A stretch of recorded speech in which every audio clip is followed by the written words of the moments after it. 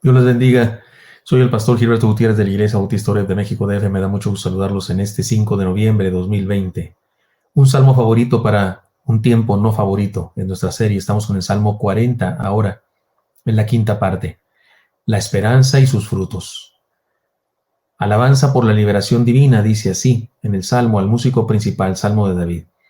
Este salmo de alabanza y gratitud a Dios, centrado en la esperanza, nos desafía a conocernos a nosotros mismos, a reconocer nuestra pecaminosidad y nuestra profunda necesidad de Dios, de perdón y de una nueva vida. Sigamos ahora con los demás versículos y encontremos la hermosa enseñanza que tiene para nosotros. He aquí la enseñanza. La esperanza nos da conciencia de pecado y nos hace humildes. Esta parte del Salmo incluye la confesión. Podemos decir que alguien que conoce a Dios en su grandeza, su misericordia, no tiene otra cosa que hacer que reconocerse a sí mismo como indigno, como pecador. Analicemos este par de versos parte por parte. La esperanza de la misericordia permanente. Dice el Salmo 11, primera parte.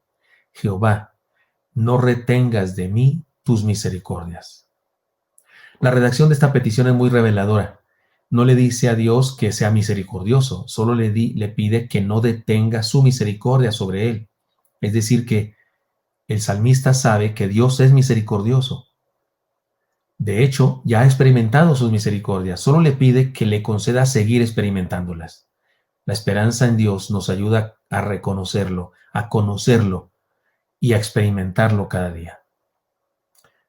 La esperanza de la misericordia que transforma también está implícita en este verso. Dice la segunda parte del verso: tu misericordia y tu verdad me guarden siempre. Se lo leo completo el versículo 11.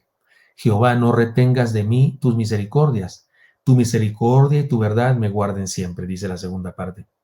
La segunda parte, o sea, esta del versículo, es una frase paralela.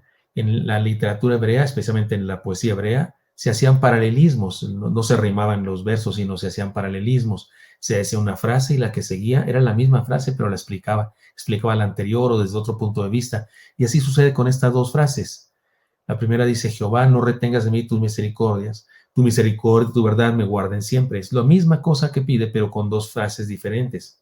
En esa segunda parte, le añade a la misericordia tu verdad. Algunos traducen tu fidelidad, pero se refiere al carácter de Dios. Y la idea es que al experimentar la misericordia de Dios, algo de Dios nos es dado. Así que habla de transformación, habla de discipulado, habla de ser hecho su hijo. No es posible experimentar la misericordia de Dios y ser el mismo. No es posible. No es posible. La misericordia de Dios experimenta y te hace otro, eres otro. Esa es la idea. Cada vez que experimentamos a Dios en cualquiera de sus atributos, somos transformados. También nos habla el pasaje de la esperanza del perdón. Ahora vamos al siguiente versículo, versículo 12. La esperanza del perdón. Dice la primera parte del versículo 12. Porque me han rodeado males sin número. Me han alcanzado mis maldades y no puedo levantar la vista. Esta es la parte más trascendente y comprometida del Salmo.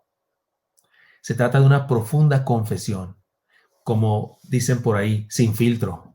Le habla a Dios sinceramente. Podemos decir que reconoce que todo sufrimiento es consecuencia de su propio pecado, porque me han rodeado males sin número, me han alcanzado mis maldades. O sea, reconoce que todo sufrimiento es consecuencia de su propio pecado. Esa es la actitud correcta ahora que estamos en pandemia. Aquellos que dicen, pero Dios, ¿por qué? ¿Qué te pasa, Dios? ¿Por qué me nos permites esto? Es absurdo eso. Es absurdo eso. Si vamos con Dios y le preguntamos por qué nos pasa eso y de un día nos contestara, no, hombre, nos pondría, como dicen en mi rancho, una guarapeta, nos pondría una regañotiza. Es mejor decirle al Señor, Señor, sabemos que lo que estamos viviendo es consecuencia de nuestro pecado. O sea, la pregunta no es por qué, Señor, no, la pregunta es para qué, Señor. ¿Qué quieres lograr en nosotros? ¿Qué hacemos, Señor? ¿Cómo le entramos a esto en vez de andarnos quejando? El salmista reconoce que todo sufrimiento es consecuencia de su propio pecado. Entiende que los pecados lo han atrapado y se reconoce culpable. Me han alcanzado mis maldades y no puedo levantar la vista. O sea, no puedo ni reclamar, no puedo ni decir qué pasa. Abusado conmigo si no soy tan malo. Nada, nada. Entiende que los pecados lo han atrapado y se reconoce culpable y además expresa su vergüenza, su incompetencia para solicitar cualquier cosa. O sea, ni apelación tengo, ¿no? O sea, ni siquiera tengo por qué pedir que se reconsidere mi caso. Estoy frito. Esta parte del Salmo nos hace acordarnos de la parábola que el Señor contó. ¿Recuerdan esta parábola? Se les cuento. Dos hombres subieron al templo a orar. Uno era fariseo y el otro publicano.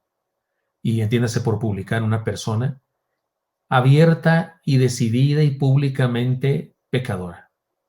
Fariseos son los santurrones. Fariseo significa apartado. Eran los más populares religiosos de aquella época y eran muy santos. Y se creían y se proyectaban como muy santos. Y publicanos eran los que estaban de acuerdo con Roma, los que habían hecho dinero por estar asociados con Roma, los que abiertamente eran pecadores. Eran regularmente personas expulsadas de la sinagoga, no iban a la sinagoga. Los fariseos ni los volteaban a ver, mucho menos saludarlos. Y otra vez, dos hombres están ahí orando en el templo, y uno de ellos es fariseo y otro es publicano. No puede haber dos extremos más extremos. El fariseo puesto en pie oraba consigo mismo de esta manera: te doy gracias porque no soy como los otros hombres, ladrones, injustos, adúlteros, ni aun como este publicano. Ayuno 2 veces a la semana, doy diezmos de todo lo que gano. Mas el publicano, estando lejos, no quería ni alzar los ojos al cielo, sino que se golpeaba el pecho diciendo: Dios, sé propicio a mí, pecador. Os digo que sigue hablando el Señor Jesucristo, os digo que descendió a su casa purificado antes que el otro, porque cualquiera que se enaltece será humillado, y el que se humilla será exaltado. ¿Qué les parece? Esto está en Lucas 18, 10 al 14. Evidentemente el salmista, el que estamos leyendo, el salmista es que escribió el Salmo 40, está muy lejos del fariseo y está muy cerca del publicano. Digamos, es como un publicano. Se reconoce pecador. Y de acuerdo a la parábola del Señor, fue perdonado antes que el otro. Además, por ahora analizaremos la segunda parte de este segundo versículo. La esperanza de sanidad. Se ha aumentado más que los cabellos de mi cabeza y mi corazón me falla. Se han aumentado más que los cabellos de mi cabeza y mi corazón me falla. Se han aumentado más, ¿qué cosa? Bueno, leamos el principio del versículo 13 para que entendamos este final. Porque me han rodeado males sin número. Eso es lo que se ha aumentado. Me han alcanzado mis maldades y no puedo levantar la vista. Eso es lo que se ha aumentado. Esta circunstancia de desventaja se han aumentado más que los cabellos de mi cabeza y mi corazón me falla. Para colmo de sinceridad, el salmista reconoce que su condición es de derrota, es desastrosa. Tal vez habla de enfermedad moral, tal vez espiritual o tal vez incluso enfermedad física. Habla de una tormenta interior, habla de desaliento. O tal vez habla de despropósito para la vida. Sea lo que sea, evidentemente se acerca a Dios en esa condición, porque está seguro que en Dios se encontrará salud. Qué lejos está esta actitud de aquellos que le dices, habla con Dios, ahora no, es que yo soy demasiado malo, es que Dios no me va a recibir, es que Dios no, he hecho de todo y por eso no puedo ya acercarme a Él. Aquí el salmista va con Dios porque sabe que pese a todo lo que está viviendo y quién es Él, pecador, Dios lo recibirá. He aquí las enseñanzas más importantes de esta parte del Salmo. Déjeme decir 7 cosas o déjeme decir algunas cosas de la misma manera y completar 7 declaraciones. Número 1. Acerquémonos a Dios no por lo que somos nosotros, sino por quien es Él. Si no nos acercar a Dios por quien somos nosotros, no nos acercaremos jamás. Acerquémonos por quien es Él. 2. Dios no tiene misericordia, perdón, Dios no tiene misericordia de nosotros porque seamos dignos de misericordia, sino porque Dios es misericordioso. O sea, el que Dios tenga misericordia de nosotros no tiene que ver con nosotros, tiene que ver con Él. Él es el misericordioso. Número 3. Experimentemos su misericordia. no solo sepamos de ella, no solo la estudiemos, no solo seamos expertos teólogos en misericordia, experimentémosla hasta ser transformados. 4. Presentémonos ante Dios reconociendo nuestro pecado e incompetencia por resolver el problema.